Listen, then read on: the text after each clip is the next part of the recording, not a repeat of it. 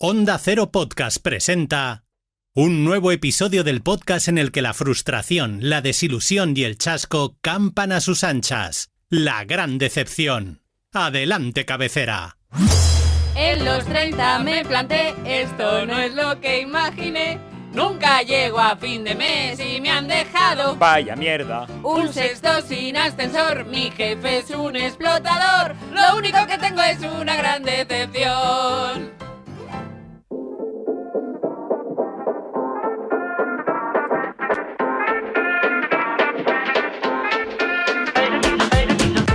Qué alborozo, qué larga se hace la semana hasta este día en el que podemos hablar ya por fin y despotricar sobre nuestras decepciones largo y tendido. Bueno, por suerte para vosotros, como estáis comprobando, esta semana soy yo la lideresa y nos vamos a ahorrar pues el troncho de personaje de turno de Bernie, porque nos da igual, vamos, a mí la primera, quien inventó la sandwichera o la máquina depilatoria de los pelos de la nariz es algo con lo que podemos pasar perfectamente.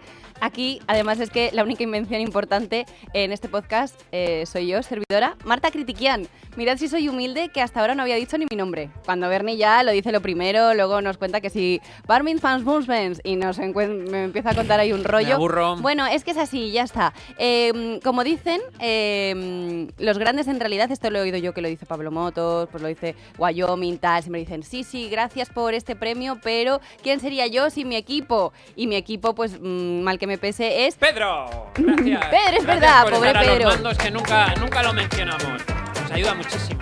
Y también el díscolo del equipo es Bernie Barrachina. Ah, soy yo. Sí, si me prometes que no tienes ningún señor alemán o sueco con apellido raro del que hablar, te presento en condiciones, pero Mira, si no... la gente que se acabe de enganchar a este podcast, o por ejemplo Luis, que está aquí de invitado, ahora Ojalá, lo eres un presentaremos. spo- ¿Qué tal? Ahora lo presentaremos. Es que- Va a decir...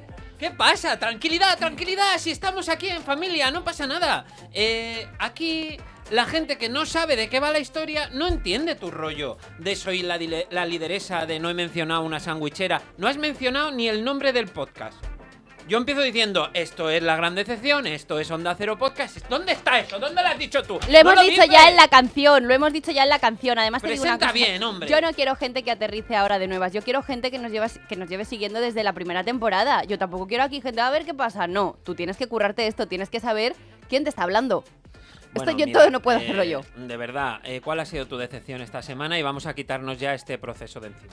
Vamos a Pero ver. qué valor, bueno. Mi decepción de esta semana ha sido, entiéndase, el ginecólogo influencer.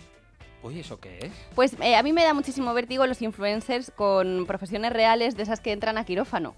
Porque claro, igual te hacen un TikTok de, ¿sabes? De tipos de penes y luego pues tienen luego tienen que hacerte a ti una inspección en condiciones. Pero entonces es que saben, ¿no? Si son Saben, pero influencer el tiempo que están haciendo el TikTok no le están invirtiendo en lo nuevo que llega, ¿sabes? Y esto es que da vértigo. Si lo piensas así, hace poco vi una noticia yo de que en China van a pedir que los influencers estén realmente formados, que tengan su diploma detrás, su grado universitario y que luego ya hablen con fundamento. A ver, pero a ti no te preocupa que el TikToker te hable de penes en un vídeo, te preocupa que luego te vaya a operar el pene. Claro, no, Si es que tuvieras. Pero lo que estaba diciendo a mí ya no me preocupa que tú seas abogado y que hables de derecho, sino que si tienes de repente 2 millones porque hablas fenomenal, vale, muy bien, pero todo el tiempo que estás dedicando a redes no le estás dedicando a resolver casos.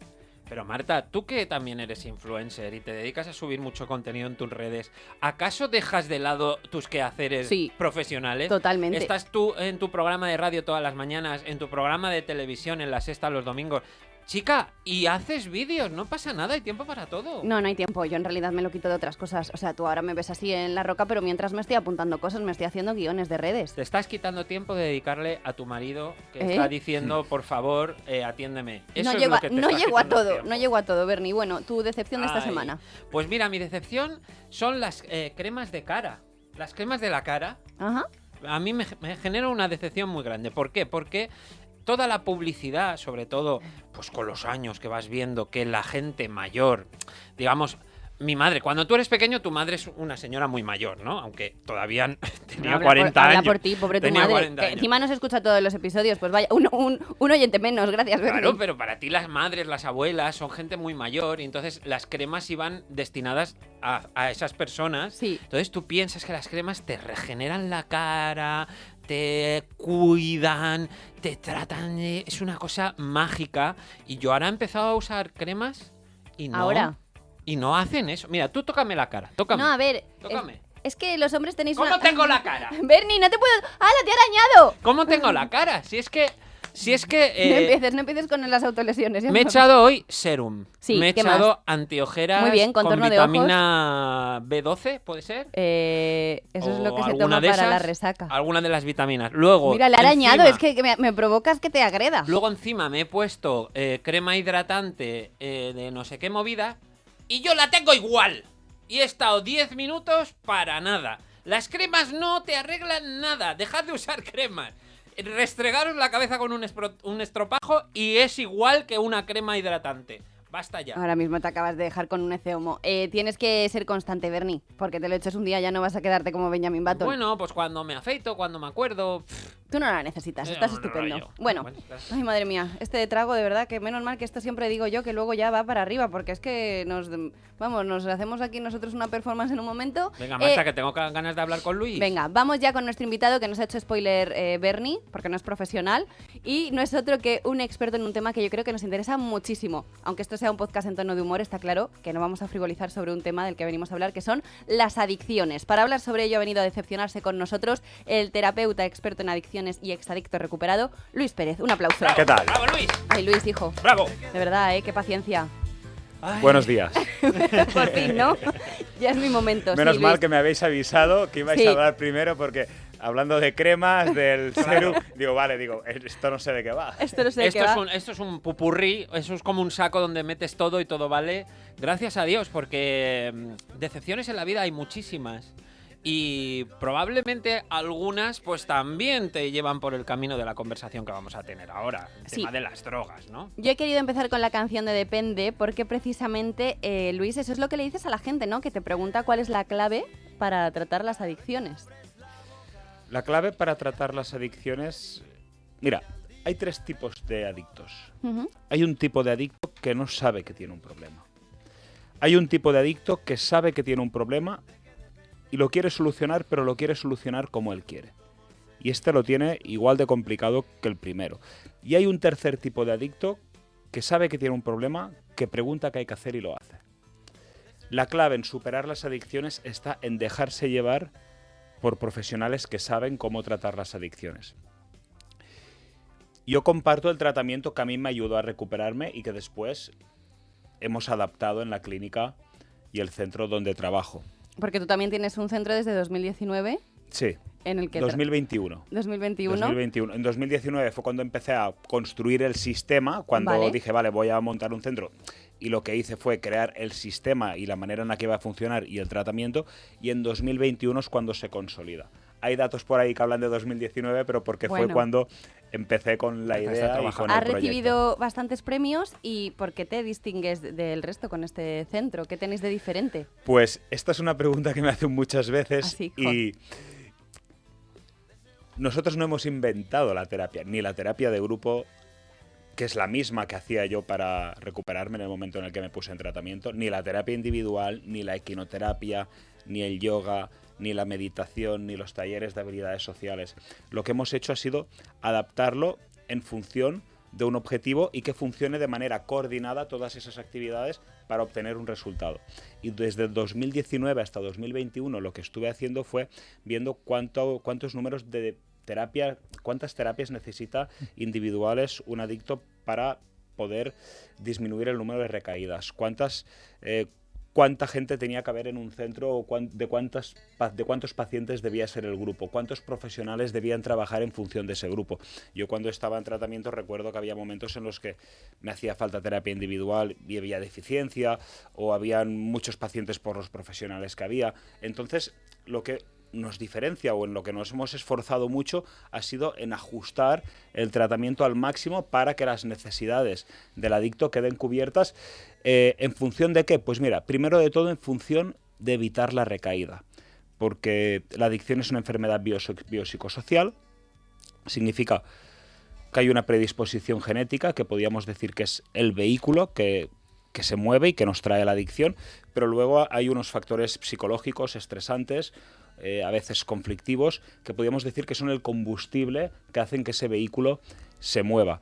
Entonces, muchas veces cuando alguien se pone en tratamiento, quiere empezar la casa por el tejado, quiere empezar a solucionar los traumas, los problemas que ha tenido de pequeño, se va a terapia, le dice cómo se siente, pero cada vez el adicto está consumiendo más. Entonces, es que me parece muy interesante, me parece nuevo, novedoso este concepto de que hay alguna cosa biogenética ahí que te empuja a consumir más que a otras personas que no la tienen, ¿no? O sea, ¿quieres decir que hay gente que está predispuesta a consumir de todo tipo de sustancias adictivas? No del alcohol, no de las drogas, sino en general, ¿estás predispuesto más a esa tendencia? Fíjate que hoy en día tenemos las adicciones comportamentales. La adicción a las pantallas, la adicción a las compras. No hay sustancia. Sin embargo, hay mucha gente que se engancha. ¿Por qué? No es la sustancia o el objeto lo que es enganchable, sino la personalidad y la predisposición que una persona tiene a engancharse. Interesante. Quería también ir al principio a tu experiencia con las adicciones, porque sí que me parece interesante que hayas utilizado todo eso, te haya convertido en la persona que eres ahora. Pero ¿cómo empiezas tú tu relación con las adicciones, con las sustancias y demás? Bueno, creo que remontarme al pasado estaría bien para poder entender cómo y por qué.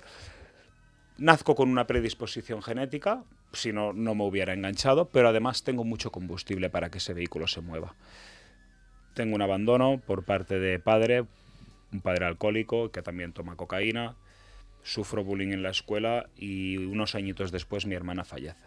Todo eso es combustible para que la dependencia se desarrolle aún con más velocidad. Entonces, tengo una predisposición genética a desarrollar adicción, pero también tengo situaciones vividas que hacen que sea una persona, pues claro, al tener problemas en casa, yo era muy nervioso en el colegio, no podía estarme quieto, era impulsivo, estaba expresando a través de mi conducta lo que estaba viviendo en casa. Yo no tenía herramientas para contar a mis profesores lo que me pasaba, por lo tanto mis profesores no me comprendían, entonces me señalaban como la oveja negra, como ejemplo de lo que no hay que ser, entonces los compañeros de clase se sumaban a ese mensaje de los profesores y yo no tenía con quién hablar. A mí me gustaría que este podcast, más que cómo vamos a sacar a los adictos de la droga, que también podemos hablar de eso, fuera una herramienta de prevención para familias y para adolescentes también que puedan escucharlos y que quizás puedan evitar llegar a tocar fondo como yo llegué y caer en la droga. Pues se me ocurren muchas preguntas que hacerte, pero ya que planteas esto, si conocemos a alguien de cerca, un amigo, un familiar, que nosotros intuimos que ya está metido en el mundo de las drogas, ¿qué hay que hacer? Porque muchas veces esto siempre deriva en un conflicto, en discusiones, en peleas, en decir, pero es que no lo ves, lo tienes que dejar, y esa persona a veces como que se bloquea, ¿no? Tengo la sensación de que o sale de ti, o por mucho que te lo diga tu madre, tu pareja, no vas a reaccionar. ¿Cuál es la mejor manera cuando tenemos a alguien cercano? ¿Cómo hay que actuar? Esta pregunta es clave, porque tú ves que tu amigo, tu hijo, cada vez consume más, está más aislado, se siente solo, lo ves que cada vez está peor, que te dice que va a dejar de consumir, pero vuelve a consumir, que no te coge el teléfono, que se encierra en su habitación, que no llega a final de mes. Vas al médico y le dices, oye, tengo un amigo o tengo un hijo que toma drogas y le quiero ayudar. Y el médico te dice, sí, pero señor, usted tiene que entender que para que su hijo se pueda rehabilitar, tiene que ser él el que pida ayuda. ¿Qué ocurre? Que la adicción afecta en la parte prefrontal de la corteza, del cerebro, que es la que se encarga de valorar, de decidir qué está bien y qué está mal. Entonces el adicto es muy difícil que por él mismo pida ayuda. ¿Qué pasa? Que ahí la familia se encuentra en un callejón sin salida. Porque, por un lado, esa persona que quieren no pide ayuda y por otro lado la sanidad no le puede dar una ayuda porque hay que entrar de manera voluntaria en un centro.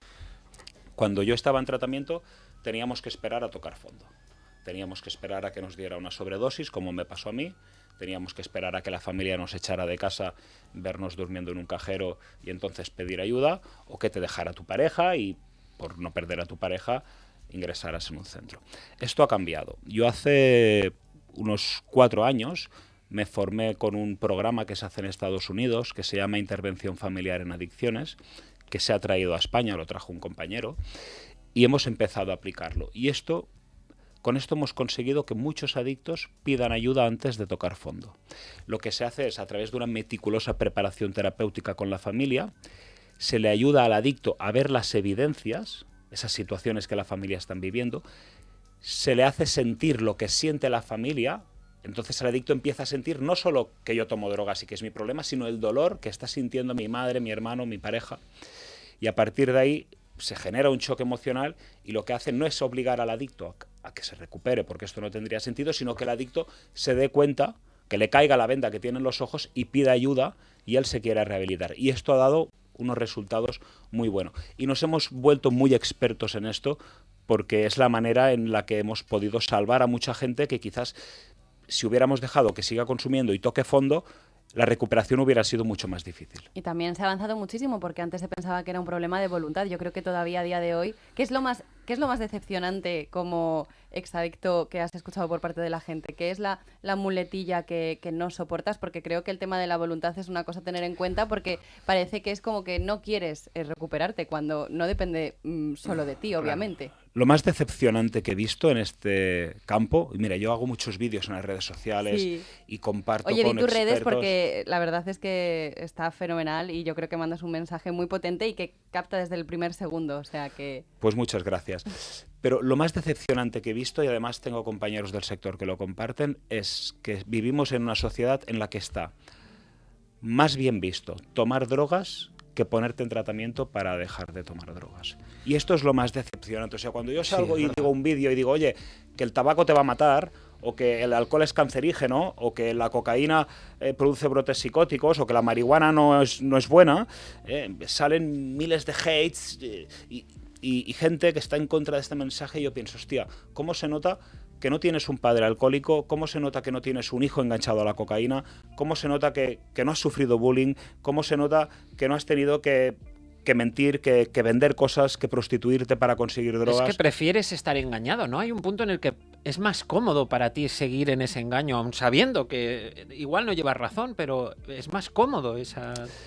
Bueno, igual no, la palabra no es cómodo, pero te dejas llevar, no tienes que hacer un esfuerzo, ¿no? La adicción es la enfermedad del autoengaño.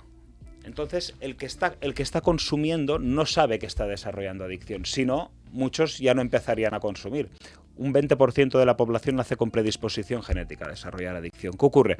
Que tú cuando empiezas a consumir no sabes que eres un candidato. Tú sabes que eres un candidato cuando vas a dejarlo. Entonces, todas esas personas que están consumiendo, no, es que a mí el alcohol me va bien, la marihuana me ayuda a dormir por las noches y con la cocaína me divierto, lo que ocurre es que cuando intentan dejarlo es cuando se dan cuenta que no pueden.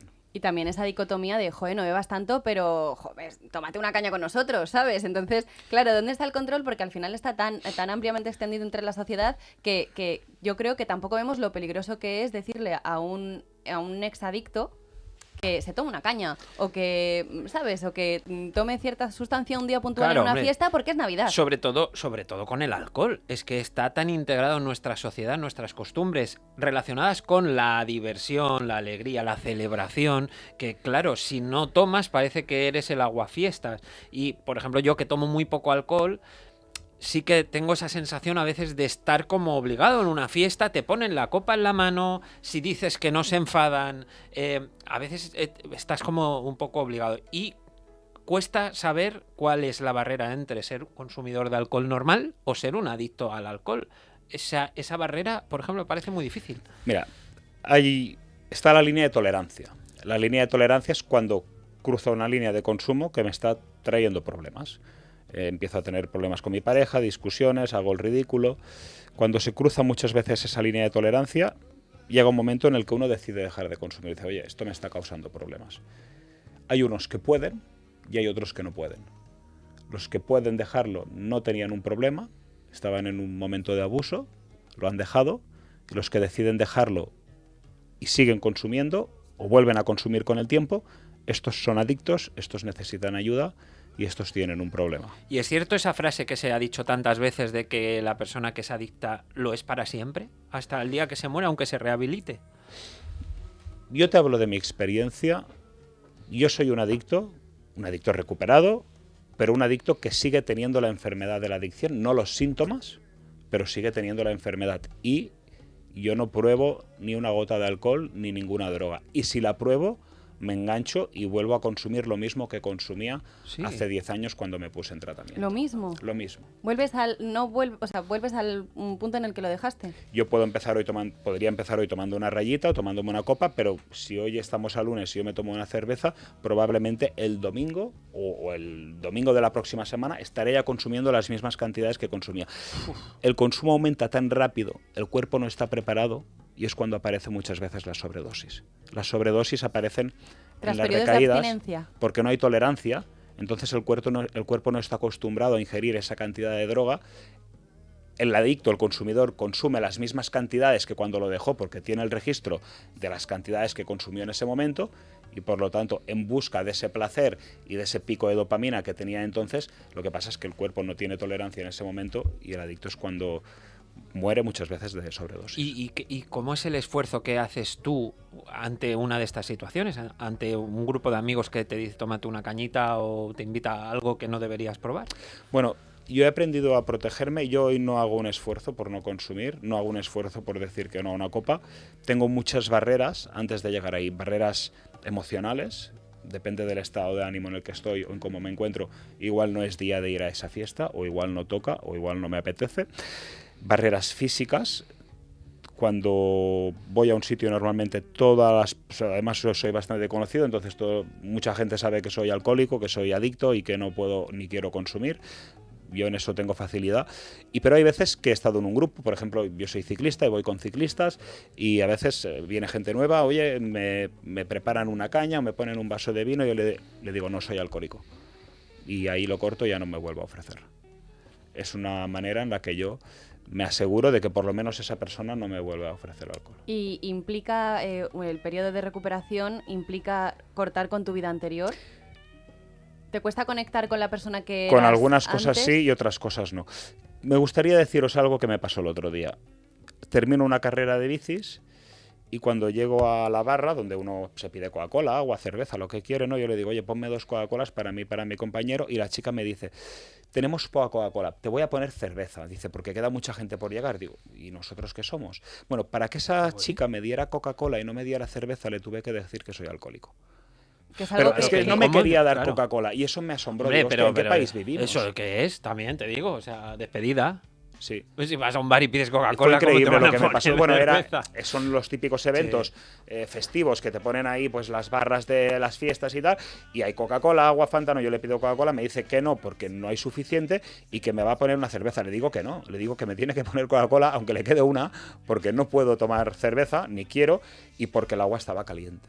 Si no hubiera pedido agua. Joder, Bueno, porque es lo que quieres, que es lo que tampoco, quiere. claro. Pero es la... Le tuve que justificar por qué lo hacía. Es una sensación, escuchándote, me da la sensación, porque yo he hecho esta reflexión a veces con mis amigos heteros, sobre el concepto de salir del armario. Que no sales una vez del armario y de repente dices un día soy gay. Lo tienes que decir constantemente con la nueva gente que va llegando, ¿no? Con nuevos compañeros de trabajo, te hacen comentarios de mira a esa chica, no sé qué, y tienes que decir, a ver, que no. Me da la sensación un poco eso, porque es muy incómodo estar sacando todo el rato la careta que llevas puesta. Quiero decir, no pasa nada, se puede hacer, pero entiendo que a veces no te apetece y la sociedad debería ser un poco más tolerante con esto, ¿no? Bueno, venimos de una cultura en la que el alcohol, que es una droga, está presente en festivos, en celebraciones, en momentos de éxito, pero también en momentos de fracasos, cuidado. Yo consumía para celebrarlo cuando me iba bien, pero también consumía cuando las cosas me iban mal. Entonces está muy atado a nuestra cultura y a veces hay gente para quien es difícil comprenderlo o hasta que no está en una situación así no lo entienden. Ahora, como terapeuta, ¿qué tipo de personas acuden a ti? ¿Qué perfil nos sorprendería? Que a lo mejor siempre tenemos en el imaginario, ¿no? A lo mejor pues una persona joven o... No sé, creo que hay casos en los que a lo mejor no nos imaginamos y también está el caso del ama de casa o no sé. Pues te sorprenderías, pero desde 16 hasta 65 años y a veces más, ama de casa, empresario, ejecutivo, actor, el joven de 20 años que ni estudia ni trabaja. Pasa a veces Es muy transversal. el caso de ejecutivo que lleva toda la vida trabajando y que ha necesitado el alcohol y bueno, pues diferentes cosas asociadas a su trabajo y de repente cuando llega el momento de la jubilación se da cuenta de que tiene un problema. porque eso formaba parte de su trabajo y ahora que no trabaja, lo sigue necesitando. Correcto, incluso trabajando. Mucha gente que tiene que pedir la baja o que tienen que venir en un periodo pues vacacional para poder desintoxicarse y después, pues en medida de lo posible, seguir con su vida. El otro día escuchaba una entrevista de Antonio Flores, que justo lo recordábamos el otro día. Él decía que lo más difícil de salir del hoyo, claro, es que para salir del hoyo tienes que haber estado en el hoyo. Y relacionaba mucho las relaciones sociales, la dificultad que tienes no solo de dejar la substancia en sí, sino de alejarte de las personas. Que también puede haber una relación adictiva con personas, ¿no? O sea, las relaciones de amistad o personales con tu pareja pueden ser también muy adictivas y muy tóxicas. ¿Cuánta dificultad sueles encontrar en la gente que sueles tratar con las amistades, salir del círculo de amistades? Antes me has preguntado si soy un adicto o sigo siendo un adicto o si tengo dificultades con no consumir.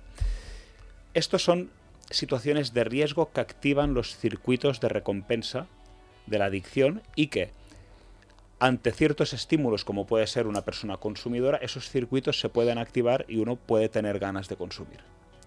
Entonces, ¿cuánto hay que alejarse de las personas que consumen y cuánto hay que alejarse de los estímulos? Pues durante los 2 primeros años de tratamiento o durante el primer año de tratamiento al 100%.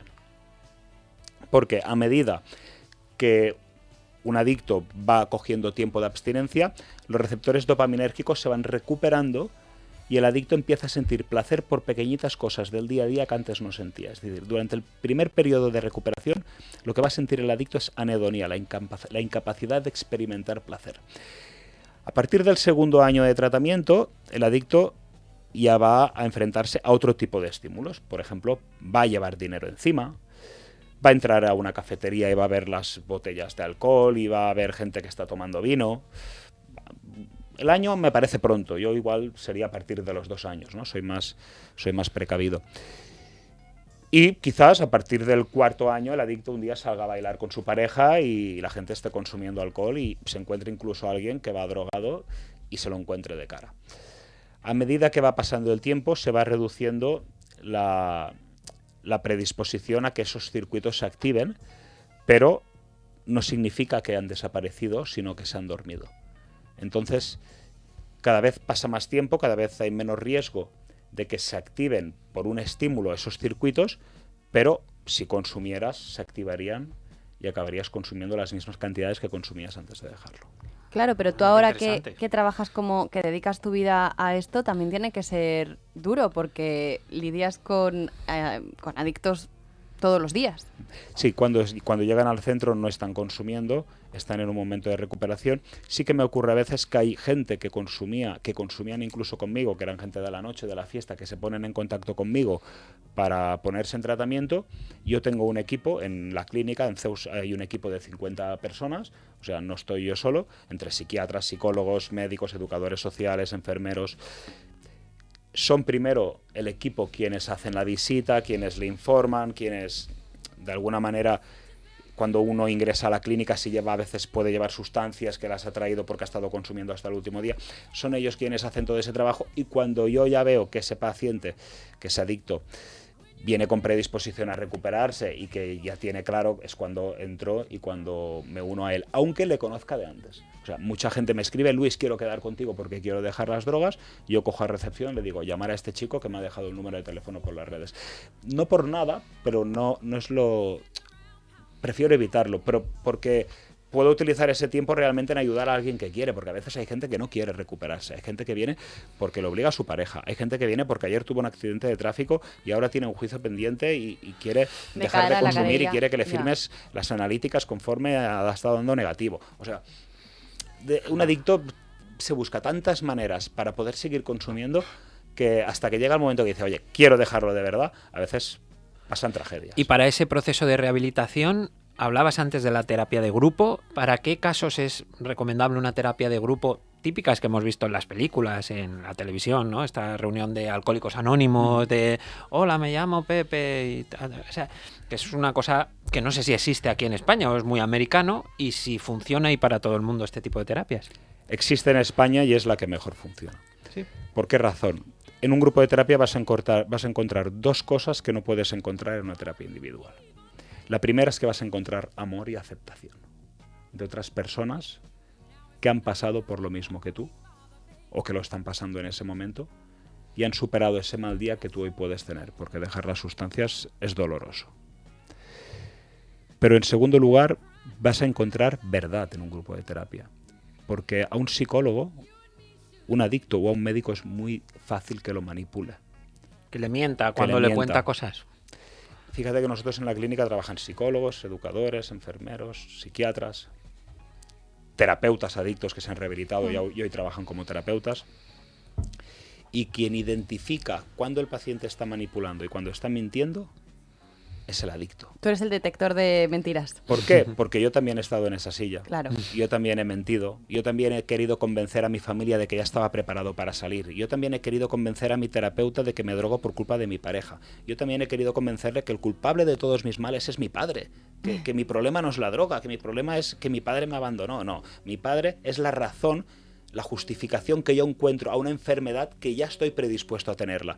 Y ese combustible, que dolor no le falta porque lo pasé mal, es verdad, pero también hay gente que ha sido abandonada, que ha sufrido abusos y no se droga. Entonces eso es combustible, por un lado porque hay dolor, pero por otro lado porque el adicto va a utilizar eso como una justificación para justificar algo que para un adulto es injustificable, porque el adicto es alguien que ha crecido físicamente pero no emocionalmente. El adicto es 20% adulto, 80% Claro, porque niño. muchas experiencias se las ha perdido porque han estado involucradas, pues sus sentidos no han estado ni su cabeza ha estado donde tenía que estar. Correcto. Entonces, la terapia de grupo va a desmontar ese personaje y esa mentira que el adicto sin saberlo está contando, porque él es el primer engañado. Él no te está mintiendo porque él sea un mentiroso, eso no es su diagnóstico. Él está mintiendo porque su cerebro entiende que en el momento que le quitan la sustancia puede morir, porque ha estado mucho tiempo diciéndole que esa sustancia es necesaria para sobrevivir. Entonces el adicto va a hacer todo lo posible por consumir. ¿Qué pasa? Que yo ya he estado en esa silla, todos los que estamos en ese grupo de terapia, ya hemos vivido esa situación que el recién llegado está viviendo, ¿no? Entonces le podemos advertir, cuidado, porque las ganas de consumir no vienen solo en forma de diarrea o en forma de temblores. Las ganas de consumir también vienen en forma de estados emocionales, de rabieta, de frustración, de apatía, de euforia. Esos son ganas de consumir cuando un adicto está en recuperación. ¿Qué pasa? Que uno está convencido de que es el trabajador del año, que se tiene que ir para su casa porque hace falta, porque le necesitan, y realmente lo que está pasando es que se está mintiendo, se está autoengañando, entonces aparece la recaída. Julián, es que escuchando esto y con todos los avances científicos y médicos que hay, me sorprende que no haya una pastilla que te la tomes y te quite una adicción. O sea, algo, no digo mágico, pero un tratamiento químico que, bueno, pues que sea regulado, que funcione para quitar las adicciones. Esto no existe, ¿no? Entiendo. El único programa en el mundo en el que a día de hoy yo conozco adictos rehabilitados, como yo lo entiendo un adicto rehabilitado, que para mí un adicto rehabilitado es un adicto que no consume ninguna sustancia. Para mí un adicto que deja de tomar cocaína y está consumiendo alcohol sigue siendo un adicto sin rehabilitar. Un adicto que deja de consumir alcohol pero se engancha a las compras sigue siendo un adicto sin rehabilitar. Para mí, lo que a mí me enseñaron, y a mí mi tratamiento me ha ido muy bien. Llevo 7 años sin consumir nada. Los 3 primeros fueron de recaídas para entender que como yo quería no funcionaba el tratamiento. Y cuando tengo amigos en adictos en recuperación y recuperados que llevan 20 años de abstinencia. He conocido adictos con 30 años de abstinencia, con 10, con 15. Y todos hemos hecho el mismo programa. Cada clínica lo ha adaptado a su manera, como hemos hecho nosotros. Lo hemos adaptado de una manera que creemos que funciona muy bien. Pero todos hemos hecho el mismo programa. Todos hemos seguido las mismas pautas, todos hemos estado en terapia de grupo, todos hemos renunciado, no a la droga. El adicto es el que más sufre. Yo me metí a rayas de cocaína llorando. Hemos renunciado a una manera de ser. Hemos renunciado a una manera de comportarse, a una manera de ir por la vida. Hemos renunciado a cualquier sustancia que pueda alterarnos el estado del ánimo. Y sobre todo nos hemos rendido al tratamiento, porque el adicto, su máxima es querer hacerlo como él quiere y poder seguir consumiendo de vez en cuando. Y aceptar que la única manera es, como te dicen los profesionales, y que el mejor ejemplo son esos profesionales o esos adictos que ya llevan años de abstinencia. Ahí tienes que trabajarte mucho la humildad. Hay un tratamiento que yo he visto que funciona en mucha gente para la adicción al tabaco para dejar de fumar, o adicción, por ejemplo, al azúcar, que es la hipnosis. Y esto lo hemos hablado aquí en este podcast en ocasiones, porque, bueno, tanto Marta como yo la hemos probado y creo que puede ayudarte a hacer cosas. ¿Qué opinas tú de esto? ¿Lo has probado? ¿Crees que podría funcionar para otro tipo de adicciones? Yo lo probé para mí, no me funcionó. Te digo que los pacientes que vienen a la clínica, que son bastantes, antes de llegar a un centro de rehabilitación, asumir los costes que tiene un centro privado y lo que conlleva, lo prueban todo. Y el que es adicto de verdad, el que tiene predisposición genética, el que es adicto de verdad, necesita ir a un centro. Otra cosa es el que está en una fase de abuso que no ha desarrollado dependencia. A veces hay gente que me dice, Luis, yo fui a una terapia individual con una psicóloga que me atendía en un despacho y yo dejé de consumir. Vale, está muy bien. Estabas en una fase de abuso, no habías desarrollado dependencia. Pero si tú eres un adicto, de los que no puede parar de consumir, de los que se promete que va a dejarlo y a la semana siguiente o a la otra vuelve a consumir, necesitas esa terapia de grupo, necesitas ese apoyo quizás farmacológico por el psiquiatra, necesitas esas terapias individuales con el psicólogo y necesitas el equipo multidisciplinar que trabaja en la misma dirección para que tú te rehabilites. Comentaba antes, Bernie, un poco el imaginario este de las películas americanas, de las terapias de grupo y demás, que nos has confirmado que, bueno, que es lo que más ayuda y que es así. Pero ¿tú crees que los medios de comunicación tratan las drogas con suficiente responsabilidad? Es que yo creo que no hay responsabilidad con las drogas. Parece que sí, pero yo estoy en las redes. Y las redes creo que son el espejo del alma de la comunicación y de la sociedad, porque ahí no hay filtro. En la tele hay filtro. La tele es más complicado, pero en las redes no hay filtro. En las redes tú pones un vídeo hablando de cocaína o hablando de alcohol o hablando de marihuana y la gente te comenta. Y yo lo veo en los comentarios y es que te diría que hay un 80% de la sociedad que cree que las drogas son buenas. Sí, y que lo tienen como muy normalizado. Se hizo hace muy poco un podcaster también viral, porque en un programa, pues hablando con... los podcasts es lo que tienen, que al final te relajas y hablas de todo. Entonces fue una persona, no recuerdo quién, y estaban hablando y salió el tema de la cocaína. Entonces el podcaster vino a decir como, claro, yo también me drogo y demás, y la gente se le echó encima. El otro día salió en un podcast. Lo viste tú, sí. Y la gente se le echó encima. Y a mí también me paré a leer los comentarios y digo, es que aquí todo el mundo lo está como normalizando. No solo él, que bueno, me parece un ejercicio de honestidad y que si consume, pues muy bien, pero me hacía gracia, por un lado, la gente que condenaba que se dijera eso, y por otro lado, la gente que lo tenía súper normalizado en su día a día. Entonces, no sé con qué de las dos Españas quedarme, pues pero... Bueno, te explico. Claro. Yo no estoy en contra de las drogas. Las drogas son un problema para el que tiene una predisposición genética y para el que se engancha. Para el que no. O sea, comprendo que alguien que no se ha enganchado y que no es adicto pueda utilizarlas y esté a favor y no tenga ningún problema con ellas. El problema es que hay un tanto de las personas que van a escuchar ese podcast o que van a seguir a ese líder que sí que se van a enganchar. Porque lo banalizas, a lo mejor no ves los riesgos reales que puede tener. Sí, y si dijéramos, bueno, y si las drogas desaparecen y nadie habla de drogas y las tapamos, ¿la gente va a dejar de sufrir? No, la gente no se va a enganchar a la cocaína, se va a enganchar a las compras, se va a enganchar al sexo, se va a enganchar a las pantallas.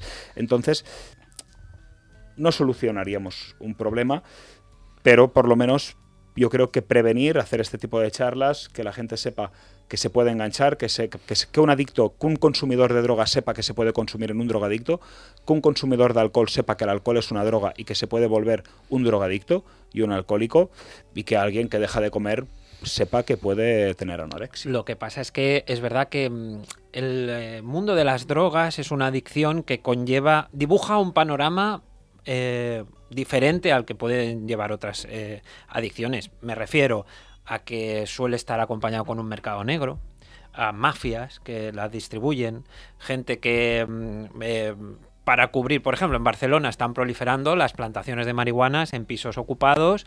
Para eso pues hay mafias alrededor que ya van con pistola para proteger la plantación, por lo tanto hay mercado negro de armas. Muchísima gente en las cárceles llenas de personas que han traficado, de narcotraficantes. O sea, dibuja un panorama, la verdad, que a mí me asusta mucho. Entonces la pregunta que te hago extensible, ¿sería mejor legalizar las drogas? ¿Tú Mira. cómo valoras esta regularización posible, o al menos de la marihuana? Muchas Difícil veces pregunta. las drogas son la respuesta a una enfermedad mental subyacente. A veces la droga es una manera de automedicarse. Por ejemplo, el consumo de cocaína y el TDA, que está relacionado. Un adolescente hiperactivo que no puede parar la cabeza, que tiene pensamientos rumiantes durante todo el día, toma cocaína y descansa. Entonces, tenemos una parte de la sociedad que se está automedicando con las drogas. Después tenemos otra parte de la sociedad que está trabajando para que, o intentando que se legalicen el tema de la marihuana, las asociaciones que tenemos en Barcelona, hay muchísimas asociaciones canábicas. Para mí esto es un problema, para ese porcentaje que es enganchable. Porque el mensaje que se está dando de trasfondo es que no son tan malas, que son legales. Cuando tú algo lo haces legal, mucha gente lo que entiende es legal, lo puedo hacer. Es seguro. Como ¿no? es ilegal, no Claro. lo puedo hacer. Hay gente que se mueve Sí. por la ley. Es legal, lo hago. No es legal, no lo hago, ¿no? Entonces, pues la predisposición a engancharse es mucho más alta. Pasa lo mismo con el alcohol. ¿Por qué el número de pacientes que más atendemos en la clínica son alcohólicos? Porque es una droga legal. Claro. Entonces, O el tabaco. no está mal visto. Cumplo 18 años, empiezo a consumir con mis padres, voy a una comida, consumo, mis padres consumen, mis amigos consumen. Me trae problemas, intento dejarlo, no puedo. Soy un adicto. Hostia, no lo sabía. Pues yo bebía como mi amigo. Es más, mi amigo bebía más que yo. ¿Cómo puede ser que él haya podido dejar de consumir y yo no? Yo soy un adicto y él no. Ya, Tengo una duro. predisposición a desarrollar adicción y Bueno, es que es un debate muy, bueno, pues muy peliagudo, y supongo que lo tienen todos los países, y será de futuro. Y me gustaría preguntarte también por otra típica conversación que estos últimos años nos hacemos mucho, es cómo ha afectado la pandemia en el tema de las adicciones, porque yo tengo la sensación que, claro, con el encierro, con el confinamiento, muchos adictos igual no podían consumir porque no podían salir a la calle, no podían comprar sustancias, no había fiestas, etcétera. Pero al acabar el encierro y todo el mundo sale como con unas ganas nuevas de vivir, igual la tendencia es que compren más y consuman más. Yo no sé si tú tienes alguna teoría sobre cómo nos ha afectado la pandemia. la relación entre el aislamiento y el consumo de drogas está probado. O sea, el adicto cuando consume drogas se aísla. Entonces, el aislamiento muchas veces es un indicador de que un adicto va a consumir o un indicador de que un adicto va a recaer. Ahí ya tenemos un dato que nos está diciendo, oye, que si nos encierran en casa y nos aíslan, muy probablemente Luego consuman más. Las barreras para que uno pueda decir que no caen y uno pueda consumir más. Yo no creo que el que se encerró en casa si era adicto consumiera menos, sino que consumió más. Claro, Sí. pero también, claro, porque tú estás escondido, por así decirlo, no tienes que tener una normalidad en tu día a día. Tu Bueno, día a día es depende, estar en pero casa. si tú estás con tu pareja, con tus hijos... Bueno, no claro, te- ahí a lo mejor sí que se Depende crea con un quién vivas. Ya conflicto. entiendo que si vives solo, igual Es que el sí, adicto no sé. cuando ya está en la fase, en el pico alto de consumo, muchas veces ya no sale de fiesta, muchas veces ya consume en casa, solo, con la pareja o se encierra con los amigos, pero ya se relaciona menos. Si encima le aíslas y le encierras, pues probablemente Favoreces consuma a... más. Ajá. Otros que estaban en esa fase en la que aún no habían desarrollado del todo la dependencia, no estaban en un pico de consumo en el que consumían diariamente. Eso sí, hostia, vamos a estar 6 meses sin ir de fiesta, 1 año, 2. En el momento que salgo, pues salgo Lo con das muchas todo. más ganas, voy a consumir mucho más, probablemente tenga más dinero porque he estado Claro. tiempo ahorrando, no he salido.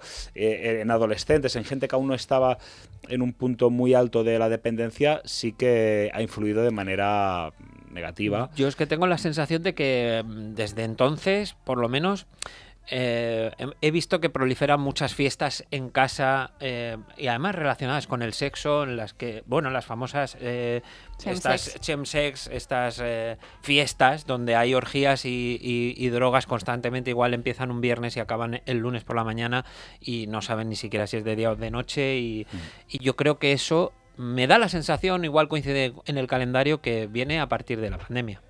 No sé si, por ejemplo, llegan muchos casos a tus manos de personas que tienen este tipo de adicción. Nosotros teníamos el centro lleno antes de la pandemia y lo tenemos después. pero sí que creo que después de la pandemia ha habido una bomba de que la gente ha explotado, ha salido y ha consumido cantidades más altas. Quizás esto habrán datos, habrán estudios de si han habido más enfermedades mentales, si el consumo de sustancias ha producido más brotes psicóticos. Seguramente hay estudios que nos lo puedan indicar y ahora mismo no tengo esta información y no lo sé, ¿no? Luis, todo lo que nos estás contando, muchas de las cosas que nos estás contando las plasmas con mucha más profundidad y dirigida a que la gente encuentre respuesta, no solo las personas con adicciones, sino también su entorno. El libro se llama Cadenas Invisibles. Aquí nos gusta, Berni, los honores. Vamos a presentarlo. Sí. El libro Cadenas Invisibles de Luis Pérez suena así. Claro, es que aquí hay como en radio, pensar, ¿sabes? Hay que pensar en todo audio el mundo. Y bueno, pues se nos ve, pero también se nos oye. Sí, yo te quería Suena preguntar sobre todo por el tema de la gente que no es adicto, pero que tiene que lidiar con un adicto. ¿Qué les dices a esa gente cuando llega ya derrotada después de años y años de lidiar con la adicción de una de las personas que más quieren? ¿Qué es lo más difícil en ese momento? Pues que sigan las pautas. Parece muy, muy obvio, ¿no? Que una familia te viene y te dice, oye, quiero ayuda para mi hijo, y que va a hacer el tratamiento que le prescribes. Pero siempre hay esa intención de querer hacerlo a su manera, de querer salvar a mi hijo, de querer salvar a mi pareja. ¿Por qué? Cuando la familia ha estado muy cerca del adicto, al final ha desarrollado una dependencia el adicto. ¿Por qué? Si mi hijo está bien, yo estoy bien. Si mi hijo está mal, yo estoy mal. Mi estado emocional siempre va ligado al estado emocional que él tiene, que es un estado emocional provocado por las sustancias. Entonces, la misma alteración del estado del ánimo que a veces tiene el paciente es transmitida a la familia. Entonces, la familia también se tiene que poner en tratamiento, tienen que trabajar en terapia para poder ser acompañantes válidos en el proceso de recuperación y aprender también de esas terapias que se hacen en las que los profesionales van diciendo cómo tienen que comportarse con su familiar, cómo tienen que hablarle, que hay que reducir los estímulos, que a veces hay familiares que no comprenden que no puedan beber alcohol delante de su familiar durante los 2 primeros años, que tienen que quitar las botellas de vino de casa, que no toca ir a fiestas, que es un momento que es mejor ir a comer un picnic al parque que irse a un restaurante. Bueno, todo este tipo de pautas que la familia tiene que seguir para proteger al adicto en los primeros años de recuperación, que son los en el que está más débil, tanto emocionalmente como físicamente, porque esos circuitos cerebrales siguen activos. Ahí la familia tiene que hacer un esfuerzo y un trabajo de concienciación y también para ellos mismos. También es verdad que el matiz de ayudar a tu hijo no es el mismo que ayudar a tu pareja, y también depende del momento vital que esté esa pareja. Por supuesto. Yo muchas veces empatizo también con la persona que, en vez de ayudar a su pareja a este tipo de situaciones tan difíciles, directamente prefiere quitarse de en medio, romper, porque es tan difícil este camino, acompañar a esa persona en el camino, que a veces yo empatizo decir, es que igual yo no podría. Es que a veces para el adicto es bueno que eso pase. Sí. Sí, porque a veces el adicto necesita que pase algo para pedir ayuda o para hacer bien el tratamiento. Entonces, antes decíamos, oye, antes había que esperar a que tocara a fondo, hoy no hace falta. Pero a veces hay parejas que dicen, oye, tú puedes hacer con tu vida lo que te dé la gana, porque eres mayor de edad. Una madre que dice, mira, el adicto le dice, oye, yo soy mayor de edad, yo puedo consumir en fin de semana, vale, tú puedes consumir, pero yo como madre o como pareja puedo decidir no formar parte de esa vida autodestructiva que tú tienes y decido alejarme de ti. Porque también soy mayor de edad y también puedo decidir. Eso, son situaciones muy difíciles. Y es respetable. Así que seguida luisperez.adicciones en Instagram, lo he dicho bien, @luisperez.adicciones. Así es. En Instagram, porque hay millones de consejos como este, que hemos tenido aquí 50 minutos de conversación, ojalá tener 3 horas, pero no nos ha dado para mucho más. Nos hemos quedado con la mitad de las preguntas en el tintero. Yo sí que es verdad que antes de irnos al broche final, que lo hacemos preguntándote por tu decepción en general, sí que te quería preguntar, porque yo soy muy curiosa de estar siempre con las recomendaciones, soy la pesada de las recomendaciones, y sí que te quería preguntar por un libro o por una serie o por una película en la que tú veas que tú suelas recomendar porque veas que se retrata las adicciones de una manera pues diferente y que sí que tienen un mensaje que puede ayudar a la gente. Pues me gustaría recomendar el libro Querer no es poder, que el título ya nos dice un poco qué va, que el hecho de que uno quiera superar una adicción y quiera dejarlo no significa que vaya a poder, sino que se necesita ayuda. Qué bueno. Pues ahí queda. Querer es poder. Querer no es poder. Querer no es poder, Querer lo he no- dicho justo al Y revés, Cadenas perfecto. Invisibles, por supuesto, que ya hemos visto cómo suena, no vamos a repetirlo. Bueno, sí, Muy lo bien, repetimos, pues, venga. A ver, ¿quieres que suene otra Sí, vez? Que otra suene, vez. que suene. Que suene. Y con esto pues tenemos que preguntar, Luis, el final del podcast siempre es la pregunta de la gran decepción. ¿Cuál es tu gran decepción? Ya si quieres hablar de otro tema que no sea pues el que hemos tratado hasta ahora, las adicciones. Pues mi decepción a veces es la ropa buena. Sí, porque yo cuando me estaba drogando no me cuidaba nada. Y a medida que me recuperé pensé, hostia Luis, deja de gastarte dinero en droga y ahora empieza a cuidarte, cómprate ropa buena, que al final es el tejido que va sobre tu piel y tú eres lo más importante. Empecé a comprarme ropa buena y se encoge, le salen hilos. Hostia, Qué y es buena una esa, putada, ¿eh? porque yo me compraba un jersey de 20 euros y ahora me compro uno de 80 y Y es que claro, me duran lo son mismo. igual. Digo, joder, tío. Digo, me estoy cuidando, pero me estoy jodiendo la cartera. Igual ni siquiera vas tan guapo. O sea, ¿no? O sea, sí, vas eso- igual. eso Pues una seguro. camiseta negra, ¿sabes? No, voy más guapo seguro, porque cuando iba drogado Habría que verte, ¿no? había que verme. Pues te recomiendo cremas para la cara que van muy bien. Bernie, Para no vuelvas cuidarte. a lo tuyo, no. Oye, Luis, ha sido un verdadero placer. Nos ha encantado tenerte con nosotros y yo creo que... Pues nada, muchas gracias por Sí, estar aquí. solo queda seguir decepcionándonos, pero ahora conociendo un poquito más sobre las adicciones que nos ha venido muy, muy bien. Así que millones de gracias y a... Nos vemos la semana Sí, que viene. al resto nos vemos la semana que viene. Gracias. Adiós. Adiós. Muchas gracias. ¿De qué depende